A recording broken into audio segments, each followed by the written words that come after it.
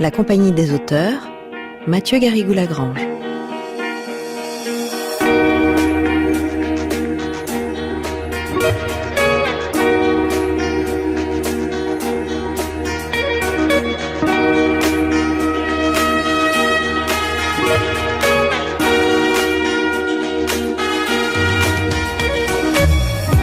Bonjour à toutes, bonjour à tous. Aujourd'hui mardi, deuxième jour de notre série consacrée à l'un des pères de la littérature fantastique américaine, Howard Phillips Lovecraft.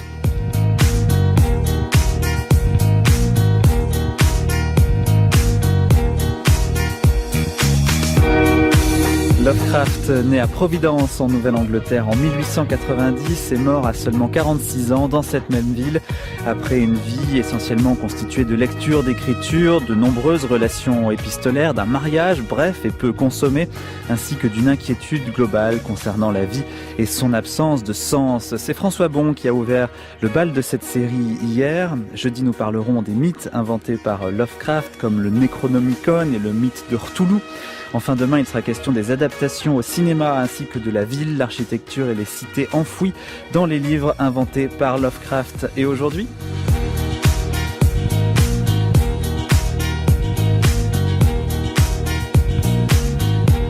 Aujourd'hui, parce que le secret d'une bonne histoire, c'est bien souvent l'enjeu qu'elle recèle, nous nous intéressons à la vision du monde de Lovecraft, son rapport aux politiques, la démocratie et puis plus généralement son rapport aux autres, à ceux qui ne lui ressemblaient pas. Nous le faisons avec Jackie Ferjot en première partie. Il a publié en 2008 un livre qui s'appelle Lovecraft et la politique aux éditions L'œil du Sphinx. En deuxième partie, nous serons avec un philosophe, Cédric Monget.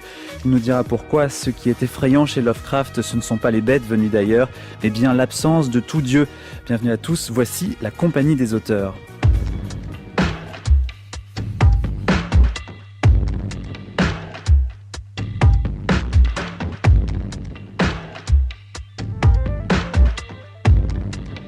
Lovecraft n'est pas un écrivain fantastique, c'est un écrivain réaliste. L'univers astronomique existe, la menace de la science dont il parlait en 1924 dans l'appel de Cthulhu, elle est maintenant sur nous. Quand il dit que la science, quand elle aura rapproché un certain nombre d'éléments épars, nous détruira, nous y sommes. Ce n'est pas un écrivain fantastique, c'est un écrivain réaliste. Ce qu'il raconte est vrai, ce qui fait une très grande différence avec l'imagination, avec la fuite. Oui, mais enfin, tout dépend de ce qu'on entend par réalité. Enfin, évidemment, tout est réel chez Lovecraft parce que le fantastique pour Lovecraft est réel. Je crois que c'est sa vision du monde. Enfin, évidemment, tout est réel pour lui, il n'y a pas de problème. Pas pour lui, pour nous aussi. Et pour nous aussi, Ce qu'il raconte est vrai, c'est ça la différence avec les autres.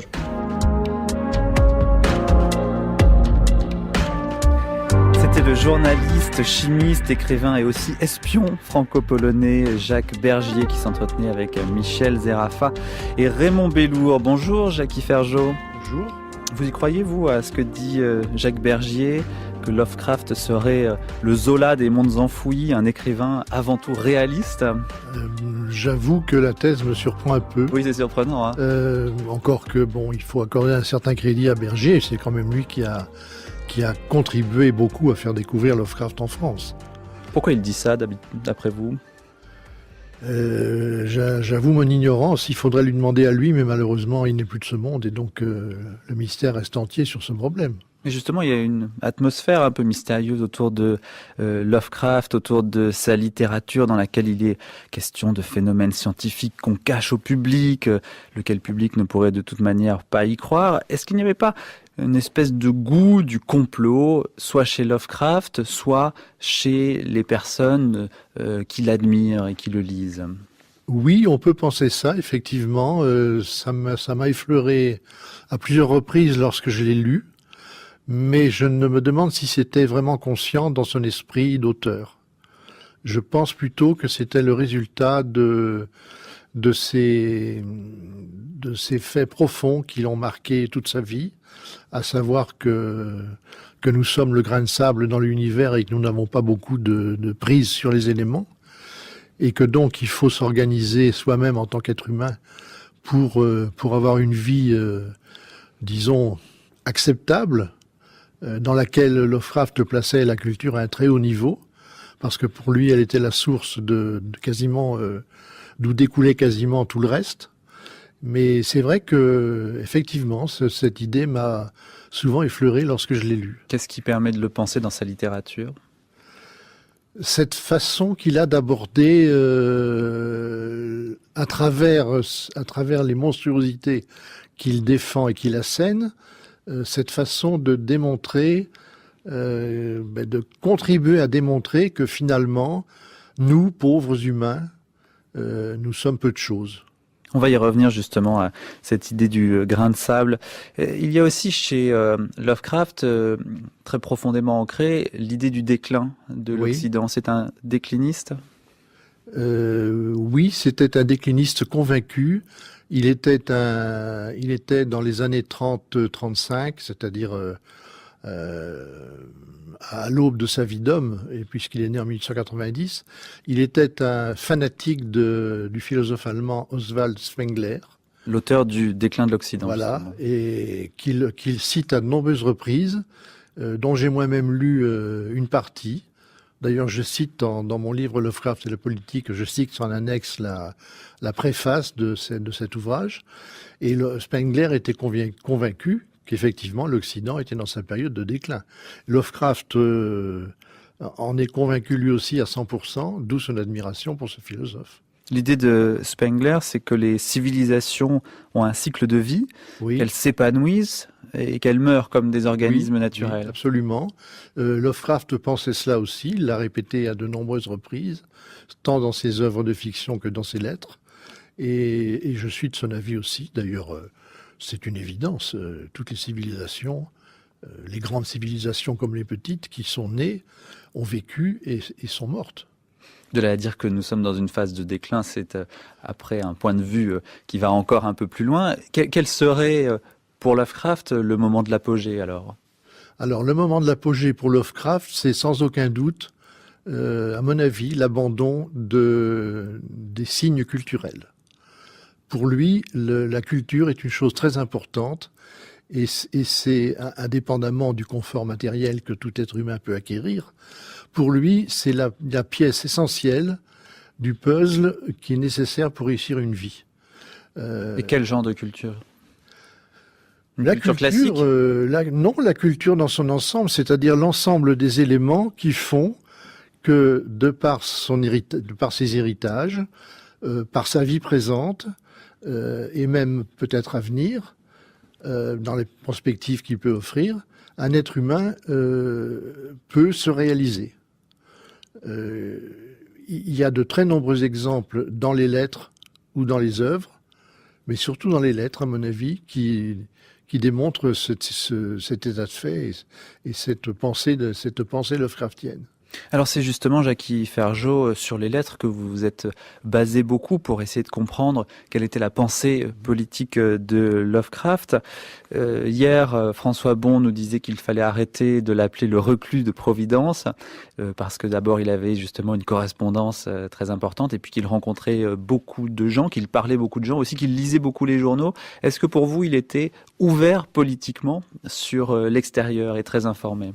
Complètement. Les premières lettres que nous avons de lui à ses correspondants nombreux datent de l'époque 1925-1926. Et il a passé une grande partie de sa vie à se construire un réseau de correspondants à travers les États-Unis, même quelquefois à l'extérieur. On parle de 40 000, 60 000 Oui, lettres. c'est tout à fait phénoménal.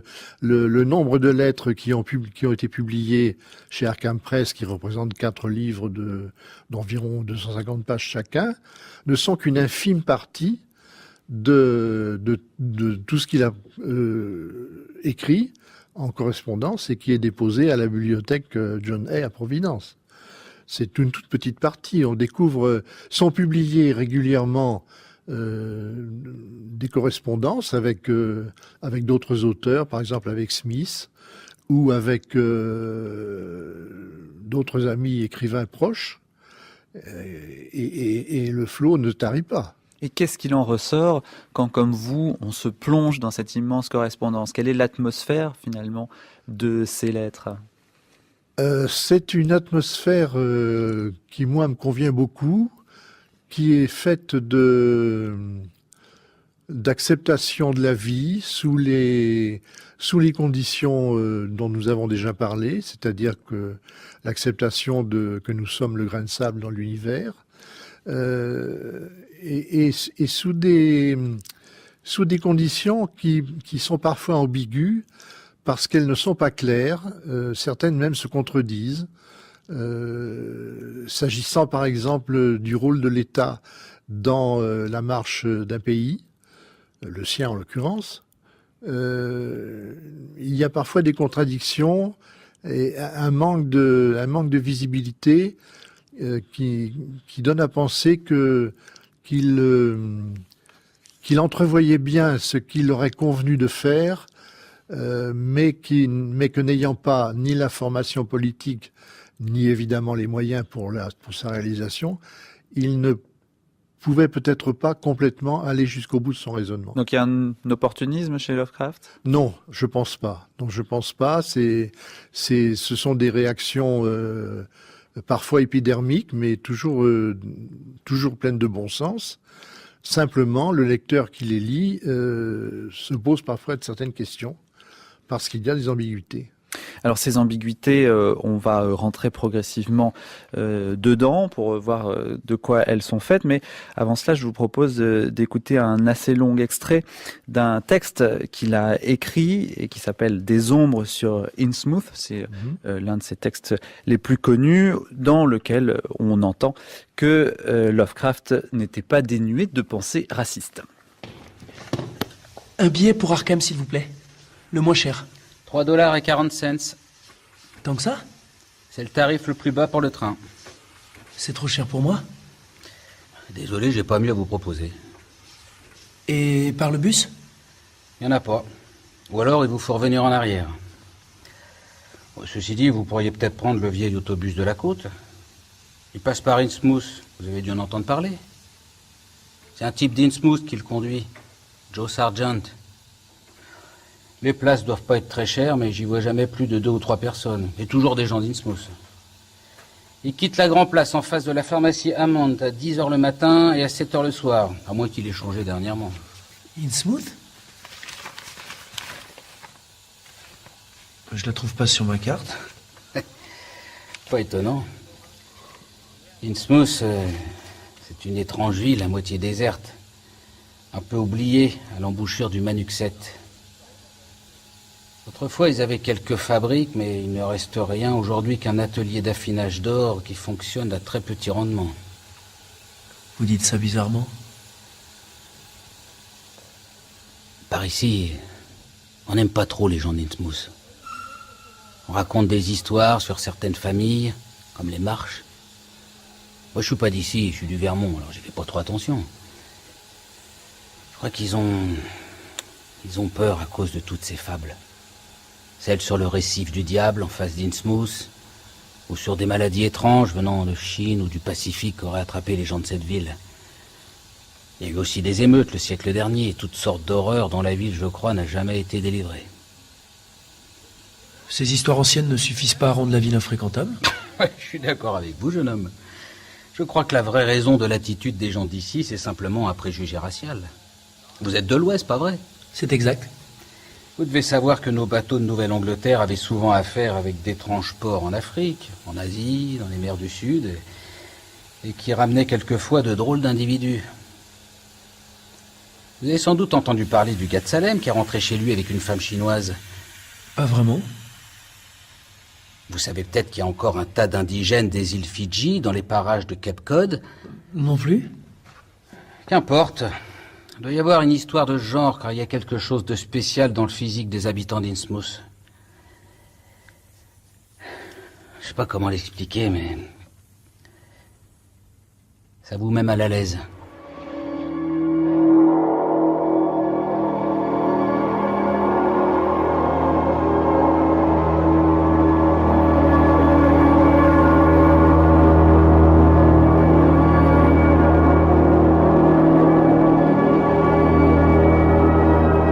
Ombres sur Innsmouth, interprété par Guillaume Marquet et Philippe Bauthier. Jackie Ferjot, quelle analyse vous faites de cet extrait qu'on vient d'écouter ensemble?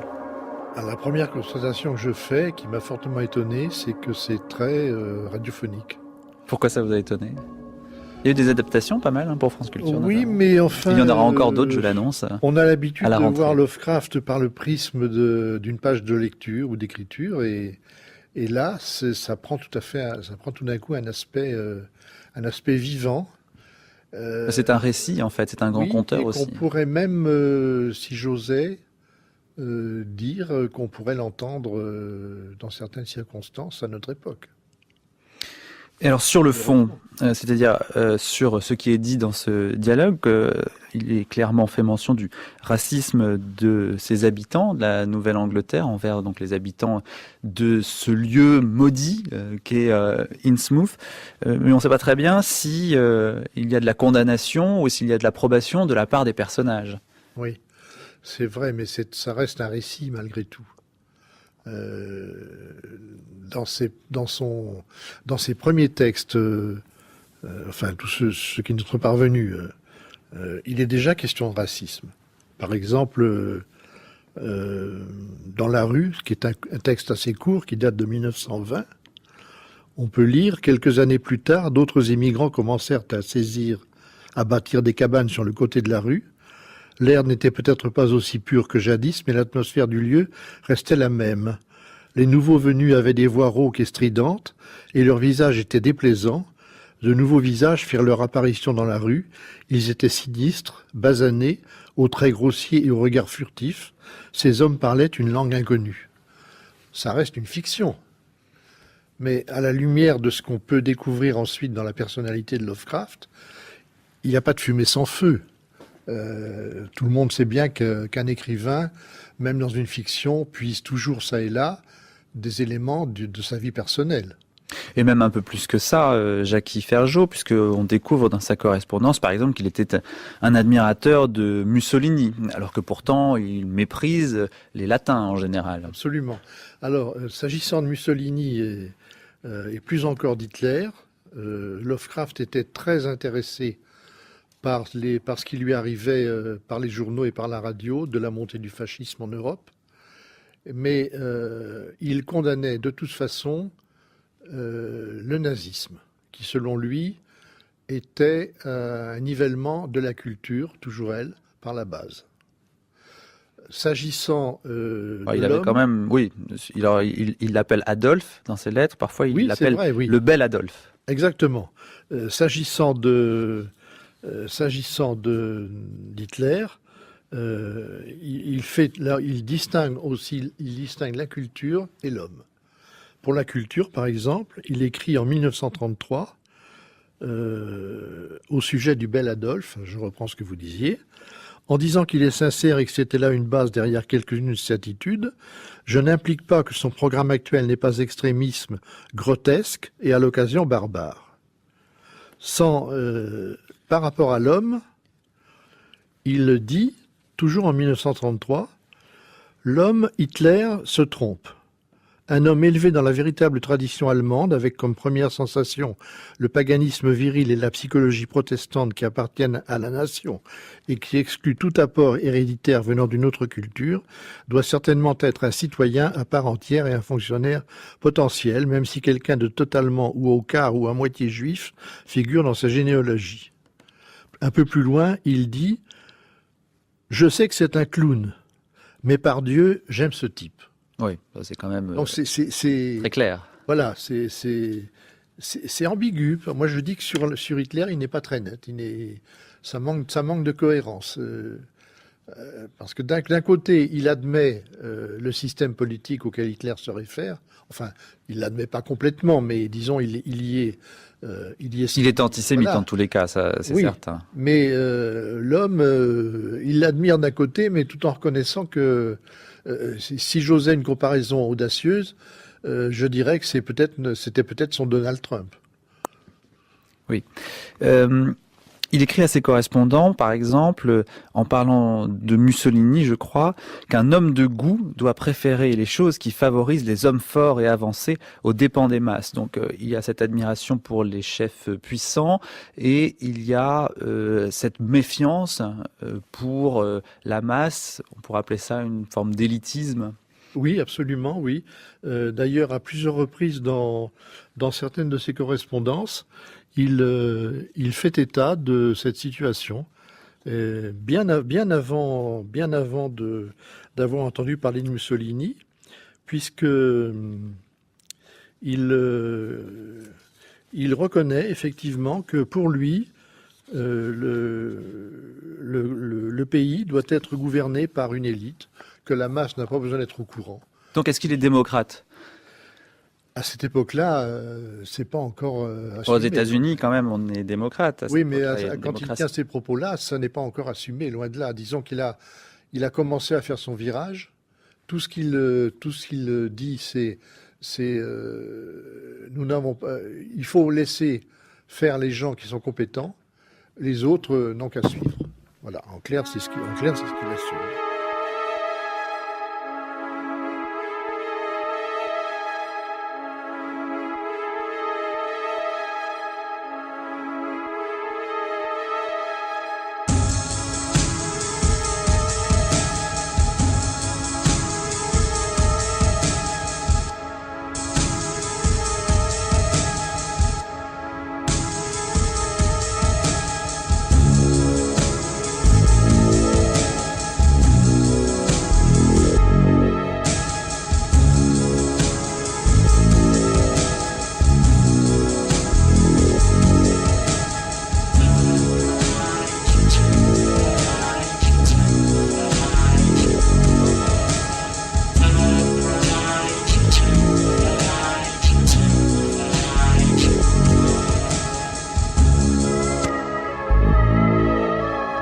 Vous écoutez toujours la compagnie des auteurs sur France Culture et nous parlons de Lovecraft avec Jackie Ferjot. Jackie Ferjot, il y a un grand écart un petit peu chez Lovecraft puisqu'on va le découvrir au fur et à mesure de sa vie du côté socialiste. Alors pourquoi finit-il par se dire socialiste? Il dit, je cite, « Croire de plus en plus que seul un contrôle public et une action sans but lucratif d'un grand nombre d'individus peut assurer à la majeure partie de la population un niveau de vie décent correspondant au service rendu. » Alors c'est du socialisme ou c'est du national-socialisme au fond, parce que ça se rejoint parfois? Pour Lovecraft, c'est du socialisme, mais ça n'est pas le socialisme auquel nous donnons aujourd'hui la signification. Il faut voir qu'en 1933, il y avait aux États-Unis 13 millions de chômeurs, nés de la crise de 29. L'industrialisation massive, de taylorisme mis en place par l'auteur de son projet, et aussi par l'afflux des immigrés, qui évidemment, n'ayant pas des compétences parfois extraordinaires, ne pouvaient pas prétendre à un travail régulier. Et en période de chômage, c'est souvent les gens qui n'ont pas de compétences qui sont sacrifiés. Donc en 1933, 13 millions de chômeurs. Lovecraft applaudit à l'élection de Roosevelt et dit en 1934, au début 1934, à un de ses correspondants, il fait son mea culpa. Il écrit « J'ai été un réactionnaire borné avant les événements qui m'ont amené à réfléchir à l'ordre politico-économico-industriel et à son inévitable évolution. J'ai maintenant réalisé que l'application généralisée de la mécanisation à l'industrie avait totalement détruit les anciens rapports entre les individus et la quantité de travail global à effectuer, de sorte que le laisser-faire c'est en français dans le texte, capitaliste se trouve sans aucun doute au bout du rouleau. » Donc on voit là pointer une mue de Howard Lovecraft, et qui va s'affirmer, puisqu'il a voté, il ne l'a pas dit sur le moment, mais il a avoué plus tard à un de ses correspondants qu'il avait voté pour Roosevelt. Donc on voit pointer là le nez du démocrate tel que... Parce que pour vous, à la fin, il termine sa vie en ayant expié ses démons racistes, antisémites. On n'a pas parlé des Noirs, mais enfin, il a aussi une Absolument. vision tout simplement de domination du blanc sur le noir. Lui-même considère qu'il est blanc de craie, je crois que c'est l'expression qu'il utilise. Est-ce que vous avez le sentiment qu'à la fin de sa vie, il s'est amendé là-dessus? Oui, sans être allé jusqu'à l'expiation. En tout cas, pas d'excuse. Mais il reconnaît qu'il a évolué. En 1935, il écrit « Je ne vois aucun genre d'action méritant d'être adopté qui présenterait une amélioration par rapport à l'expérimentation actuelle du New Deal. » Donc là, le virage est quand même... Cela dit, le New Deal n'a rien à voir avec les questions raciales. On peut être pour le New Deal et être raciste, ça n'a pas vraiment de lien. Dans son esprit, vous avez raison, mais dans son esprit, les choses sont quasiment inséparables. Parce que si le New Deal, et c'est ce qui s'est passé, permet des améliorations sur le plan économique, et donc sur le plan vital pour l'individu, il est évident que ceux qu'il considère comme des immigrés doivent aussi avoir leur part du gâteau.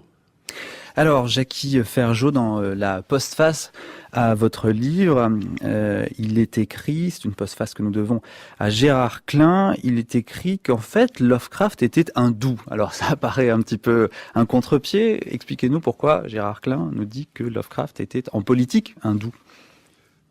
Je pense qu'il faudrait demander à Gérard Klein lui-même, parce que c'est lui l'auteur de la phrase. Mais vous avez sans doute lu la postface. Oui, bien sûr, mais selon moi, c'était hindou, selon Gérard Klein, parce que Lovecraft n'a jamais imposé ses idées. D'abord, tout ce que l'on sait de ses options politiques, à part peut-être les quelques lignes qu'on peut glaner par-ci par-là et entre lesquelles on peut lire, dans ses fictions, tout ce qu'il a écrit au sujet de son action politique, de sa pensée politique, c'était destiné à un public privé. C'était une correspondance privée. D'autre part, il n'a jamais fait partie, il n'a jamais adhéré à aucun parti. Quand il dit hindou, c'est qu'il signifie que c'est un homme apeuré, et que entre l'écriture de jour et l'écriture de nuit, c'est-à-dire entre l'écriture publique, l'écriture qui est une forme d'art, qui est la littérature, et son écriture, comme vous le dites, privée, il y a finalement deux Lovecraft.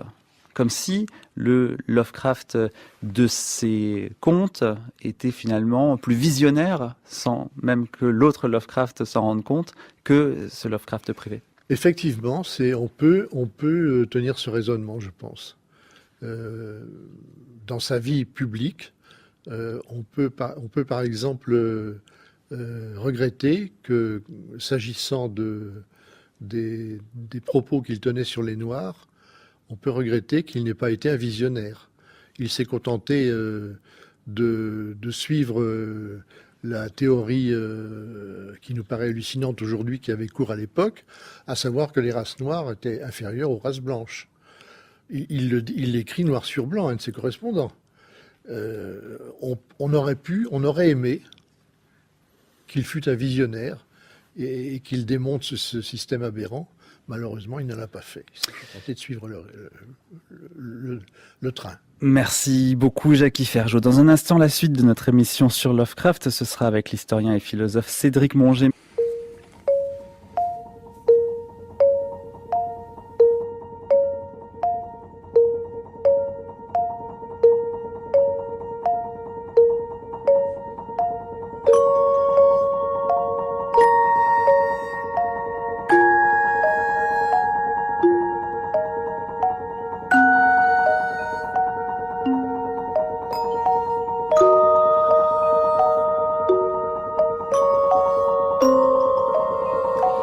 Compagnie des auteurs que vous écoutez, nous parlons de l'écrivain américain Lovecraft, l'un des pères de la littérature fantastique. L'historien et philosophe Cédric Monget nous a rejoint autour de cette table. Il a publié en 2011 aux éditions de la Clé d'Argent un ouvrage intitulé Lovecraft, le dernier puritain. Non pas qu'il n'y ait plus de puritains après lui aux États-Unis, loin s'en faut, mais Lovecraft se pensait lui-même comme un puritain en décadence. Cédric Monget va nous expliquer tout cela. Il se sentit alors transporté lui-même au sein d'incommensurables profondeurs, où des vagues de chaleur parfumée venaient clapoter contre son visage. C'était comme s'il eût flotté dans une mer torride teintée de rose. Une mer enivrante, dont les vagues se brisaient, écumantes, sur des rivages de feu. Une grande frayeur le saisit, quand il entrevit cette immense étendue de mer houleuse, clapotant contre de si lointains rivages.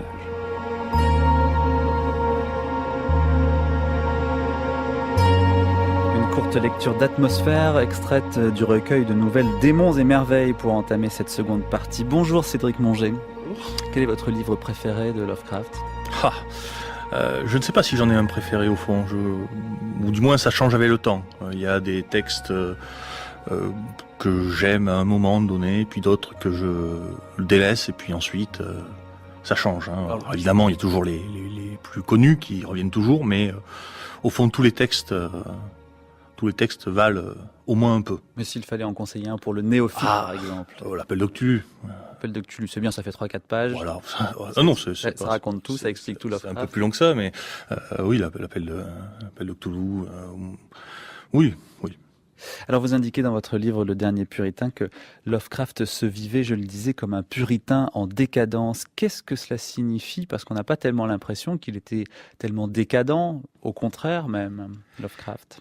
Alors, décadence, je ne sais pas si c'est le terme qu'il faudrait finalement employer pour traduire ça. Je crois que la phrase Dernier Puritain, ça vient d'un titre d'un livre de George Santayana, qui est un philosophe d'origine espagnole, américain, de langue anglaise, qui est très important aux États-Unis, qui est assez peu connu, je crois, en France, qui est peu traduit. Et il a écrit un roman qui s'appelle Le Dernier Puritain. 1936. Où il décrit la vie d'un puritain, donc un homme, un Américain issu d'une de ces familles de brahmanes, comme on dit, de cette aristocratie. Les wasps, en fait. Oui, mais l'aristocratie wasp, pas n'importe quel wasp. Les grandes familles du Nord-Est. Et dans ce roman, il raconte effectivement qu'il y a un homme qui est une sorte de puritain parce qu'il est puritain de culture, de civilisation, mais au fond, il est un puritain en décomposition. Je crois que le terme anglais c'est decay, en décomposition, parce que ça n'a plus aucun sens au fond, parce que le monde a changé. Alors il vivait comme un ascète, mais un ascète qui vivait son ascèse pour maximiser ses plaisirs, d'une certaine façon un peu à la manière des épicuriens. Il vivait comme un ascète, surtout parce qu'il n'avait pas les moyens de vivre autrement. Quand il avait de l'argent, il aimait voyager, il aimait rencontrer des gens, il aimait les restaurants. Il mangeait trop de parmesan sur ses spaghettis, il mangeait trop de glace. Ah bon, je crois qu'il ne mangeait justement que de la glace à la vanille, il mangeait très peu par ailleurs. Non, il avait effectivement certaines monomanies alimentaires, on va dire, mais surtout son ascèse, son puritanisme entendu au sens de l'ascèse, mais c'est pas comme ça qu'il faut entendre uniquement le terme puritanisme, mais le puritanisme au sens de l'ascèse, c'est essentiellement par manque de moyens. C'est tout simplement parce que c'est un homme pauvre et un homme qui appartient à une classe qui est en décadence, là pour le coup, qui est cette petite aristocratie anglo-saxonne blanche qui est en train de perdre la guerre, la guerre démographique, la guerre du pouvoir, tout simplement. Ces gens-là n'auront plus la même place dans les États-Unis des années 40, 50, 60 qu'ils avaient avant. Avant, ils étaient tout, après, ils seront une partie, puis bientôt, ils seront peut-être plus grand-chose. Alors vous êtes philosophe ainsi qu'historien. Ça peut paraître étonnant de prendre Lovecraft comme objet d'étude et pourtant vous avez une démarche un peu philosophique pour analyser Lovecraft. Alors je suis historien d'abord. J'ai fait un petit peu de philosophie. Je suis pas philosophe. Je fais un petit peu de philosophie, un petit peu de théologie catholique. Je suis historien. Et l'intérêt pour Lovecraft est un intérêt de loisir au fond. Je me suis tourné vers Lovecraft pour un peu plaisir.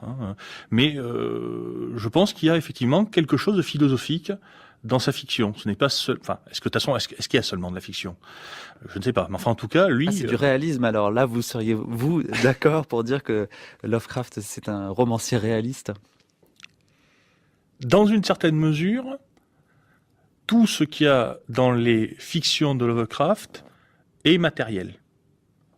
Du point de vue de la fiction. C'est-à-dire, il pose une fiction où il y a des extraterrestres, par exemple, ces fameux dieux qui sont en fait ni plus ni moins que des forces extraterrestres. Ma foi, l'existence de Martiens, par exemple, ne remettrait pas en cause la science que nous avons sur Terre. Je veux dire, ça c'est pas du surnaturel. Je veux dire, c'est pas un fantôme, un Martien. Enfin, je prends un Martien, c'est peut-être trop près, mais je sais pas, un extraterrestre qui viendrait d'un coin de l'univers qu'on ne connaît pas, ça ne bouleverserait pas, je sais pas, Newton, Darwin, etc.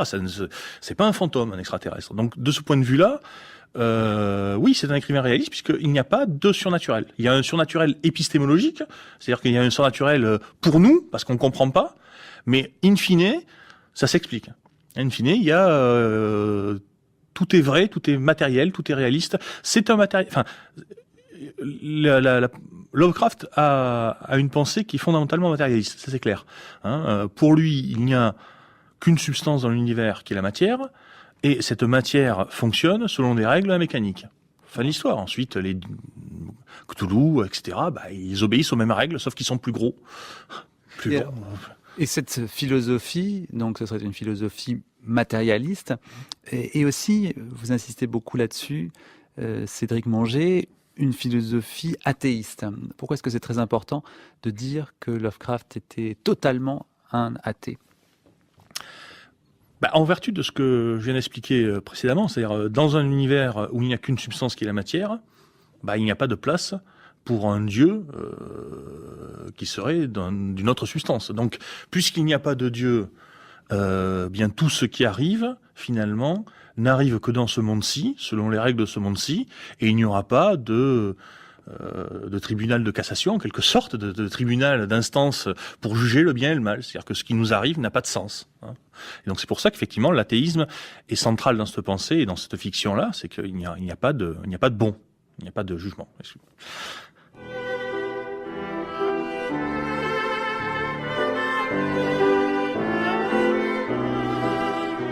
À Reinhard Kleiner, Theobald Manor, 11 juin 1920.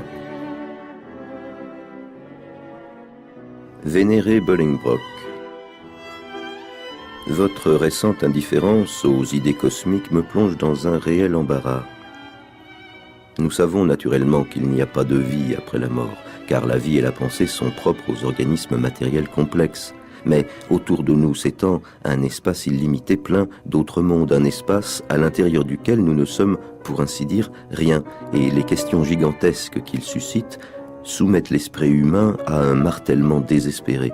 Ce que je ne peux comprendre, c'est comment votre imagination peut ne pas réagir devant ces gouffres mystérieux. Comment vous pouvez échapper à la curiosité brûlante d'un enfant près d'une porte presque close, à travers les fentes de laquelle viennent des bruits étrangement merveilleux et d'un autre monde, et des lambeaux de vision qui suggèrent des choses impensables. Comment, après ces terribles aperçus, vous pouvez encore rester indifférent aux suggestions d'un autre monde? Comment vous pouvez encore prendre au sérieux le minuscule genre humain, ses affaires et ses désirs? Je trouve cela réellement difficile à comprendre.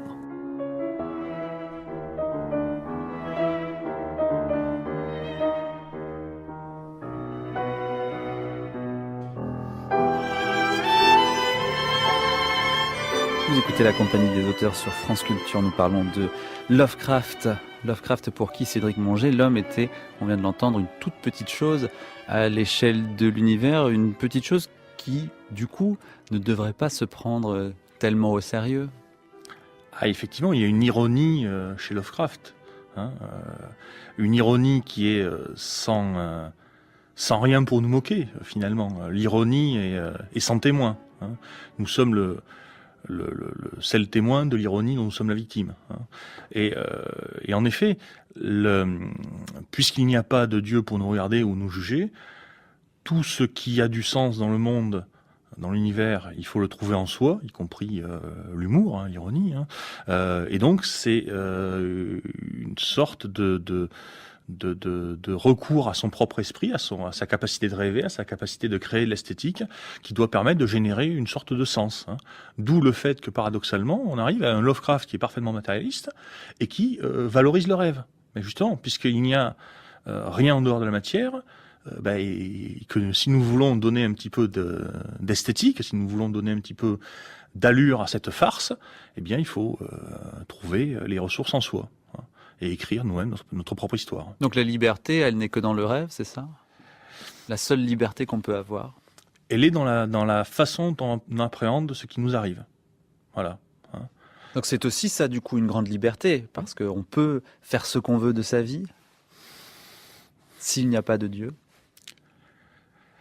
Oui, sauf qu'il n'y a pas de Dieu, mais il y a la matière, et que la matière, elle obéit aux lois de la mécanique. Donc il y a une sorte d'enchaînement inexorable de causes et de conséquences, et dont nous sommes finalement que un émaillon. On est surdéterminé par le passé et on détermine le futur.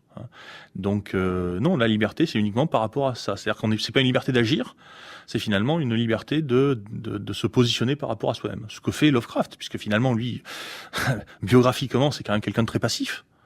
C'est le moins qu'on puisse dire. Il ne fait rien. Passif et conservateur, oui. Oui, il attend. Mais par contre, il arrive à avoir une position par rapport à lui-même qui lui permet de créer cette littérature qui est tout de même une des très belles choses du fantastique du XXe siècle, ou de l'horreur du XXe siècle, ou de la science-fiction du XXe siècle, ça aussi, très bas. Mais et est-ce que vous voyez un lien, Cédric Monget, entre cette manière de voir et le fait d'écrire de la littérature fantastique, parce qu'il aurait pu écrire un autre type de littérature? Est-ce que l'espèce de nihilisme, quand même, c'est un petit peu ça, dont il fait preuve, peut engendrer ce type de littérature plus qu'une autre? Il dit quelque part en sa correspondance qu'il ne peut rien lire ou qu'il fasse plus de 3 pages de long, je crois, où il n'y a pas un massacre ou un meurtre par page ou quelque chose comme ça. C'est quelqu'un qui aime la littérature populaire. Et donc, il fait de la littérature populaire parce que... il y en a plein de la littérature populaire. Oui. La littérature d'amour, c'est de la littérature populaire aussi. Oui. Or, il n'y a pas tellement d'amoureux. Il n'y en a même pas, il peut y en avoir un seul chez Lovecraft. Il n'y a pas d'amour dans les nouvelles de Lovecraft, c'est vrai. Et il est vrai que Lovecraft a fait un choix littéraire qui est celui du rêve, et ses conséquences. C'est sa jeunesse, il a lu certains auteurs, il fait pareil.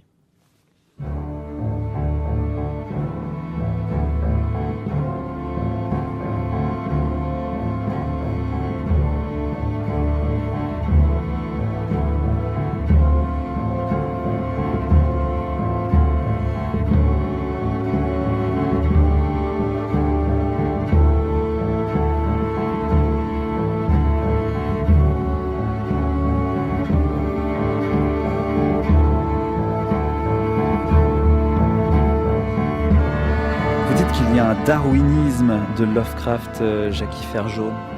En quel sens? Où est-ce qu'on retrouve chez Lovecraft l'idée de l'évolution de l'espèce? L'homme est un animal. Voilà, c'est tout. Ça n'est qu'un animal. Ce n'est qu'un animal.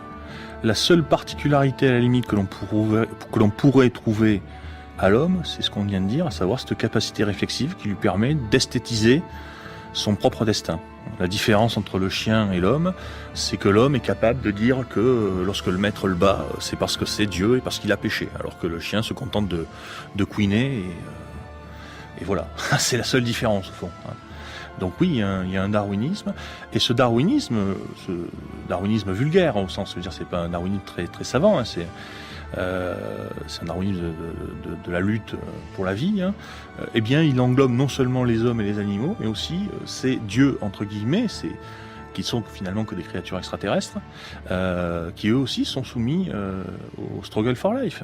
Ils se battent aussi pour vivre, ils mangent, ils nous tuent, ils nous écrasent. Sauf qu'évidemment, la différence qu'il y a entre l'une de ces entités Lovecraftiennes et l'être humain est tellement grande dans l'échelle des êtres que ça crée de l'horreur. Mais au fond, si on voulait réfléchir, si on voulait se mettre à la place un instant, je sais pas, d'une bactérie, le sort d'une bactérie... Faisons cet effort. Oui, voilà, mais quand on se lave les mains et on tue probablement j'ai aucune idée, mais peut-être des milliards de pauvres petites bactéries, et on s'en soucie même pas. Mais au fond, lorsque Cthulhu bouge, se déplace dans son sommeil, il écrase un petit peu quelques humains, c'est pas... L'écart est tellement fort, c'est de là finalement que vient l'horreur. Donc Cthulhu, il faut rappeler que c'est un ancien, ce qu'on appelle un ancien, c'est un espèce de gros monstre extraterrestre. Voilà, c'est une de ces entités qui peuplent ce qu'on appelait le mythe de Lovecraft. Mais effectivement, à chaque fois qu'on a un de ces monstres Lovecraftiens qui nous fait du mal, qui fait du mal aux hommes, c'est pas parce qu'il veut leur faire du mal aux hommes. Il en a rien à faire des hommes. C'est pas à son niveau.